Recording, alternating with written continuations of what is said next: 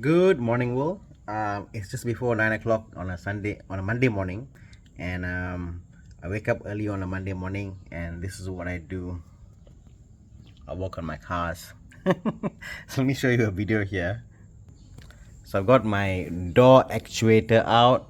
I've got my window regulator, one of the motor out, and this is the cable bits.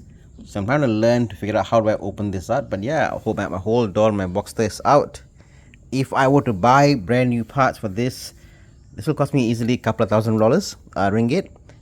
But by me buying the actual genuine consumable parts from them and then actually changing them out, I'm going to save a lot of money. And that's how you kind of keep these cars going. You work on them yourself, you will save a lot of money, or get a mechanic who's willing to take up the challenge to actually refurbish them. Because from what I've known is all these parts over here, I mean, they are built really solid. Even this motor that I saw from the window regulator, they are really solid.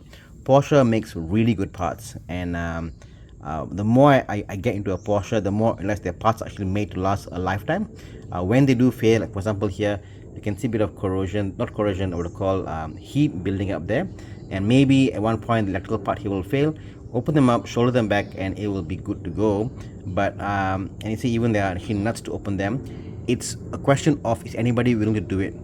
If they are, I kid you not, most of the parts I've seen in Porsche, which are not plastic, and even plastic parts can be fixed. So yeah, don't give up on your Porsche. Porsches are meant to live a lifetime, and they're fantastic. Ooh, pins. Cheers, guys. Bye, and wish me luck.